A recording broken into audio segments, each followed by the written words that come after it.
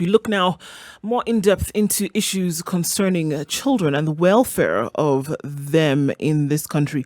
A lot of numbers flying out at us yesterday when it came to the numbers of pregnancies or pregnancy related issues, specifically out of Machakos County. Having said that, numbers had increased between the months of January and June, upwards of 4,000 cases of young girls having been reported as pregnant. There's also a lot of doubt in terms of what exactly those statistics are. Are they repeat cases? Because then, of course, they're logged in when they go to clinic. So it could be that one is logged thrice or twice, and so that rallies and adds up the numbers. Anyway, it still gives points to the direction that this is happening. There are still young girls who are getting pregnant as a result of defilement, or looking at defilement on its own, are being defiled, and that's an issue that needs to be taken care of.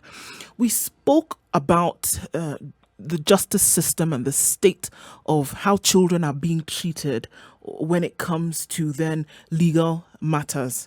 And it was clear to us that Kenya does not have a welfare system whereby these children can be taken care of. And that is a matter of concern, an eyebrow-raising one at best. And as we continue with that conversation today, it's interesting that these other issues then popped out at us yesterday. And the conversation continues. This morning, we're going to be talking with Dr. Joyce Ngugi, who is the chair of the National Child Council for Children's Services. Yeah, the National Council for Children's Services, and also the Deputy Governor of Kiambu County. And she's having this conversation with us. Daktari, good morning. Good morning to you. Good morning. You're in the room this morning with myself, Eric Latif, and Siti Muga. Good morning, Daktari. Yes. Good morning to you. So, like you've heard us say, Daktari, we started this conversation, but this conversation has been talked about for a very, very long time. And it's a bit alarming and quite worrying that there is no welfare state when it comes then to the protection or care of children, whether it has to do with legal matters or social issues. And then again, with some of the things that we've seen coming out yesterday, teenage girls still classified as children. We've got to jump right in and ask that first question is, where are we right now? And why are we in this position? Good morning, all listeners. About the teenage issues and the teenage pregnancy that has been reported, my biggest worry or question was how this data has been corrected. Now that our children are not in schools, but I do not also want to disagree. And I want to say that during this time of COVID, our children are at home, idling around and living in an environment that they've not been used as per se, because most of the time they're in school. Those who are in boarding schools are in school. Those who are board days, at least they spend most of the time in school. Now they're spending at home, not doing much because even the parents are not working. There is no much activities apart from idling around. And the idling around could be an encouragement to the vices that we've seen. Number two, also, now that even the adults are not so much into work, they are also just there, eating and staying. It happens that it is very unfortunate that they are using their time with the teenage girls, and the abusers have also gone to an increase. One, two, there is too much domestic violence that could also be leading into abusing the girls. There is too much consumption of alcohol that could lead to abusing of these girls. And also the girls idling around, they also could be tempted into indulging into sexual activities. Let me say each and everyone is just there. And who knows where this could be the only activity that most of the minds are indulging into. Now to say this could have led to the increased rate of the pregnancies with our teenage girls. So when you hear about the teenage pregnancy, And Yes. it's the way you're bringing that context of now. Let's look at it. Children are at home. They're not going to school. They're not, engaged or occupied on a daily basis. But also we have adults who are at home. So there's that possibility of one. There's defilement, adults defiling children, close relatives. There's the other possibility of children themselves engaging in sex because now they're free. There's Yeah, they themselves. there are very many other possibilities that we could be looking at here. Yes. The issue, however, is I'd like to believe that whenever a child of in this age bracket appears pregnant, the parents will take notice, and the parents will start questioning, how did this happen, what happened. And in this particular case, then the child starts telling their story. If it was a case of abuse, the child talks about abuse. If it's abuse by a parent or by a relative, an older relative in the house, maybe they may not find it easy to say, or they may find it easy to tell another third party that this is what has happened to me. In these particular cases, how do we protect that child? How do we ensure that this child, first of all, feels comfortable enough to come forward and give their story? And how then do we also protect them going forward? Because they're still coming back. We are seeing stories in the paper today, two separate stories where children have been defiled by police officers. And in one case, when this matter was reported to the police station, the police officer threatened the child, and the child has now run away from home. How does the Council for Children's Services and the government ensure protection for such children and their welfare? As you know, we just celebrated the Day of the African Child on 16th of this month. Yeah. Just 2 days ago. And our theme was access to a child-friendly justice system. Yep. Where we were actually advocating for a better justice system for our children in matters like these ones of defilement. Because we've come to realize how our children are threatened, such that they cannot speak even when they are defiled. And we are encouraging our children to keep reporting, whether to a friend, whether to a chief, whoever they would come across, as much as we also create awareness to the whole society to be in great help to these children to report the cases. The worst has been happening at homes where cultural factors take place and homes want to cover up defilement and keep on convincing, no, we cannot go to the police, we want to discuss it within ourselves, which we want to really tell the society. We mess the lives of our children, we mess the minds of our children, we mess their emotional lives that will create to great disturbances in future. When we had this theme this year, we are actually awakening the whole society, the whole justice system, to be more considerate, to be more sensitive to the issues of our children, as far as their justice is concerned. And mostly there is defilement, there is forced labor, there is all sorts of manners that our children go through and not taken care of well. Dr. Ngugi, that's well and good. I mean, in terms of sensitization, it's a good thing. But also there's a role of government which is taking action. In terms of, we were speaking with the Justice of the Children's Court yesterday, and she told us one thing that we lack in this country is a welfare system. When a child goes to a police station or to a chief or to a third party adult and reports, I have been defiled or I have been molested by somebody who's, of course, it's going to be somebody who's close within their networks, then they lack that other support. They need to be removed from that environment and taken to a safe place. We lack safe houses. We lack a method that works well in addressing the plight of that child at that point. So even if we keep talking about, we are doing this to our people, we are doing this to our children, clearly it's still happening. What are we doing about the children? Because the children are suffering today. I can say we've been trying, but we've not done the best. We haven't been doing the best, but we've been trying. I want to say that the National Council for Children's Services learns from the national, and at the grassroots, we have a representation of the council called the Area Advisory Councils that is composed of either the DCC or the ACCs together with community leaders and the clergy in our officer department of children. They have a committee that they're supposed to be looking at the issues of children within a certain village, be it a sub-county, be it a county, though the areas may be vast or big enough not to be covered well, but they try that if they capture any issue of a child, they're supposed to help the child.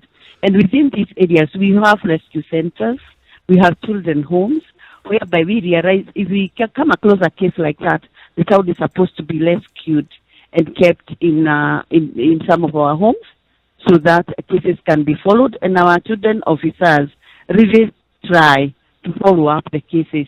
The unfortunate thing is when the cases are totally hidden by the society and the families, and they do not want to expose. And I really, at this particular time, I even want to talk to mothers. Mothers are one of our worst enemies, because when they even realize that a daughter has been defiled by her father, they want to cover up. They don't want to ashame this man, so they cover up. And what goes to destruction most is that particular girl. We will go on to sensitizing everyone that the sufferer is this girl who has been defiled, or this boy who has been defiled in that case, such that families may stop covering the issues up. Say to the cases of policemen, they know how really to intimidate these girls. Even when they go to report, they will put them off. It's another area that we really need to look at. And I hope now that we have gone through this theme, we'll try and do better measures using even our county government. I understand. I understand what you're saying, Dr. Ngugi, and I can hear you saying that people who have been trying or that will try. However, if we just take one case as an example, one of these stories that we've seen today, this girl and her family went to the police, who would be the first port of call when it came to some kind of protectionism. Now, that did not happen. I see how that would affect anybody else who was in that situation and saying, all right, well, if I went, how do I go to the police? How do I go to an officer of the law if they are the ones who are accused of perpetrating this crime on another girl like me, on another daughter like mine? How then are we going to be sending a different message? And that's just one example. There's so many. I mean, there are thousands every day. We hear of at least 10 cases daily in particular quarters that this continues to go on. So in terms of practicality, how exactly would this happen? How then do we start to get people when young girls and unfortunately increasingly young boys, their parents, to divorce themselves from what they have known to be the norm over time, that nothing is going to be done about it, so they hide it? How practically are we going to change this? It's very unfortunate that, sorry to use this word, that our society has become very rotten and the value has no great value to our children who are our readers in future.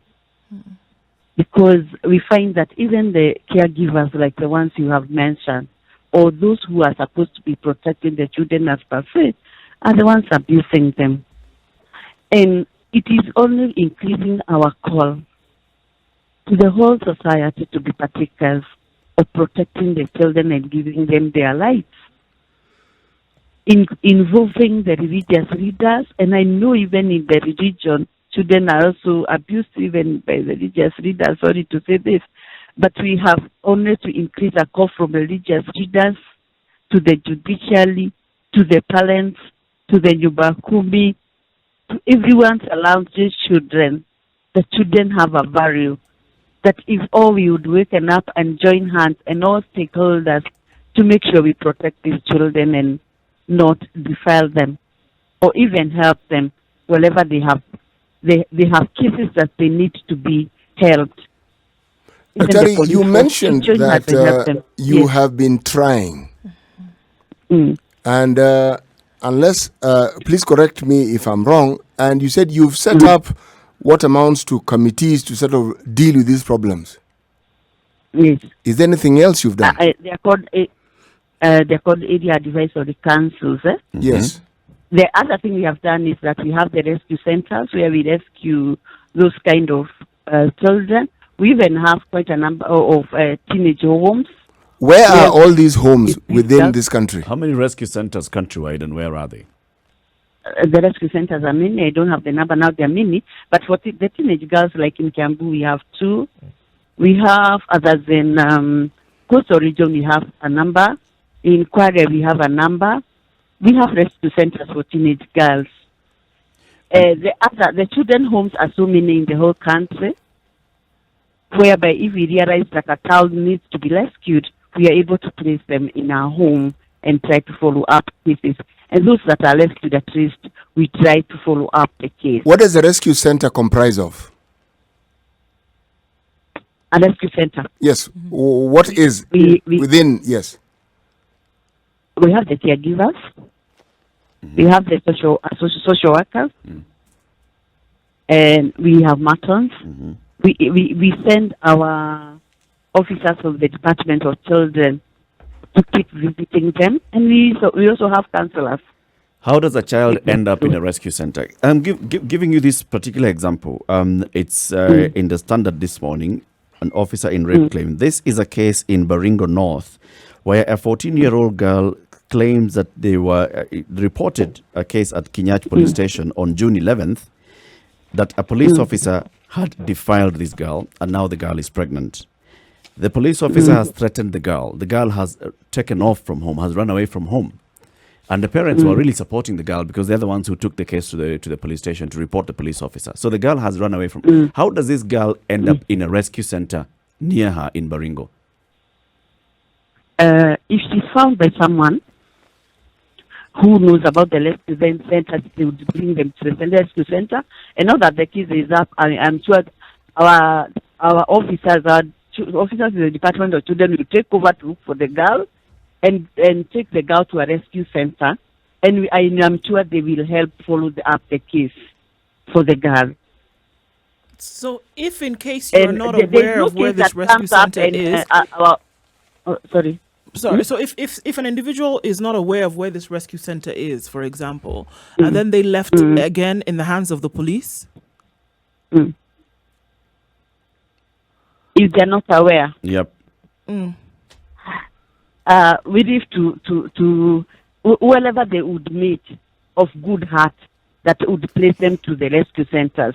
But we keep talking about the rescue center. We've created awareness as much as we can that the rescue centers are there.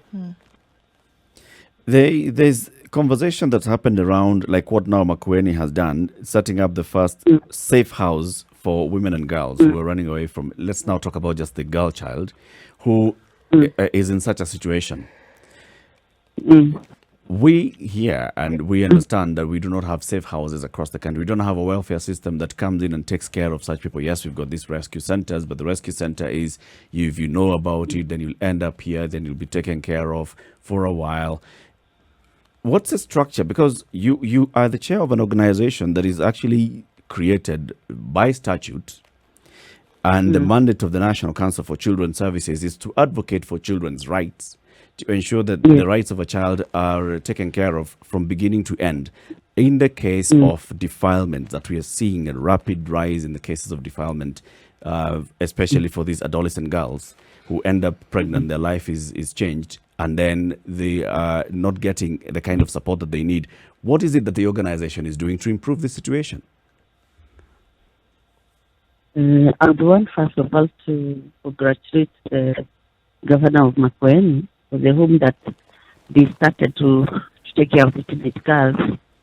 And we are encouraging others to do the same. Because actually the homes for teenage girls are not so many. We would encourage others and learn from it that we would create the homes so that we take care of more teenage girls. Though treating of the homes would not only be the issue is more to sensitize the society to make sure that these teenage pregnancies are not happening, as well as also talk to the teenage girls themselves when they are in schools, or even using the media to do more advocate, such that more care is taken to prevent the teenage pregnancies. And there is something else I'd like to know. When people are taken to the rescue centers, what happens after that? When they are taken there. After you've been taken there, what happens? When they are You've been taken rescued there, now. What happens after that? Once you are rescued in the homes, what happens is it depends the status you are in. You can be rescued when you are pregnant. There are those who are rescued when they already have children. And what happens is the girl will go through counseling. The girl will be taken care of, protected from the environment where they were in. We give them like three years left, where we can talk to the girl, and then after this we are going to integrate the girl back to their home. When we have done counseling to the home, to where she came from. But those who are also not able to be integrated back, because I found a case where girls were taken from the streets, and they strongly resist to go back to their even parents. The girl stays longer. Yes. What is the role of the council in all this? I mean, in terms of, one, there's awareness creation among this age group. There's campaigning against this kind of behavior in the society, but at the same time, in enforcing the laws that are in place. What is the role of the National Council for Children's Services? The role of the National Council is just what you say to enforce. We enforce the law. That is why we are working closely with the judiciary to enforce the law. That whenever such things happen, the right law takes place, and the girl is protected. And if it is a defiler, it is sentenced accordingly. Mm-hmm. That is our law, which we try best to work together with the judicial. All right. So, are children's officers under this council? Children officers are not under this council. We are all under the Ministry of Labor. The council is under the Ministry of Labor. The Department of Children's Services is under the Ministry of Labor. Mm-hmm. But the director of the Department of Children's Services is a member of the council. Okay. And we work closely together with the department because they are giving services at the ground. All right. So if we look at a case of, let's say, what we are seeing, the data that was released by the children's officer in Machakos, who was saying the number could even be higher than the 4,000 that she has released. She's saying during just this COVID pandemic, at least 4,000 girls have reported that they are pregnant. And this data is being picked from county hospitals, just the hospitals alone. I can imagine the other touch points would also be the chief's offices, the police stations. When this data is being collected, at what point then does the Department of Children's Services and the National Council for Children Services come in to assist these children? Definitely they'll come in to assist these children so that we know those who are able to be in their homes, they'll be in their homes and taken care of when they're in their homes. Those who cannot be in their homes will be taken to the rescue centers. At the same time, they will go to value those girls, are they in school or not in school? Because we would want to encourage, once they give birth, they go back to school. Therefore, I'm sure the Department of Children's Services will chip in immediately. Maybe they have even started to see where they have to place each and every girl and to make sure that they will go back to school. And whenever there is a case of development, it will not lost. It sounds, unfortunately, that we don't seem to have a handle on what is going on when it comes to this, Dr. To be honest, and to say that, it just seems that there's a lot more that's going on that can be handled currently. And I think that even yesterday when we're having this conversation, and it's like, yeah, the truth of the matter is that things are actually worse than the country is able to handle at the moment, than the council is able to handle at the moment, because it's widespread. Cases have increased in the last 6 months. We're not even talking about years. 6 months. Can we actually say that the council has a handle on what's going on right now? Let's say, let me say that we'll have a hand, and we still have the challenge, just like the whole COVID has a challenge. It is a challenge that we never expected. It has come with the COVID season, and we never expected such a number would rise. But I'm sure we are going to take measures to try and curb this. It was a wake-up call at this particular time, and I'm sure there are so many other areas and many other things that are coming up new with this COVID, and we'll get more prepared as time goes on. I'd like to look a little bit more specifically at the welfare system that, we've tried to shine a little bit of light on today. We already know that it doesn't exist. It doesn't exist in this country, and it's something that is absolutely necessary, especially with the numbers that we are looking at. And unfortunately, the high numbers that we're looking at didn't start with COVID. We've seen this defilement on the rise even before COVID. So are there specific steps that would be taken towards the establishment of a welfare system in this country to take care of many, many, many cases that existed before COVID that would come even after COVID? It's a good suggestion we have, and we can all hear. And I think I advocate that it's better to have a better welfare system to take care of those issues. This is an issue we're going to look at, I promise. And also, because the issue is not just about the girl child, also the boy child. When you see cases of abuse, the girl child presenting as pregnant, you can see as a result of abuse. The boy child, you don't see that, but you can also imagine that the boy child is also undergoing the same kind of challenges at home in whatever environment they're in. We're also even seeing cases of increased numbers of young boys, teenagers who are being arrested over cases of robbery, violence, or other such crimes, basically just becoming delinquent and ending up in the court system, having to access the justice system, having to be taken through the justice system. And like we were talking with the judge yesterday, she was saying, even those, they still need support. But when we hear now for the National Council for Children's Services, it's taking suggestions, it's taking ideas, and we're not hearing exactly what the Council for Children's Services has been doing, like rolling out a program or even addressing these particular issues, or even anticipating what's going to happen when we have this kind of trend, when we see this trend during public holidays or during school holidays. What do we expect to see when we have an elongated time and period where children are at home? It's something that, the alarm bells were sounded a long time ago, even by the judiciary and other players in the judiciary. No, the country is not going to sit back and look. The country has been doing something, and it will continue doing it. Like we started talking of creating awareness, started talking of taking up the cases. We take up the cases and we help the children to go through the cases.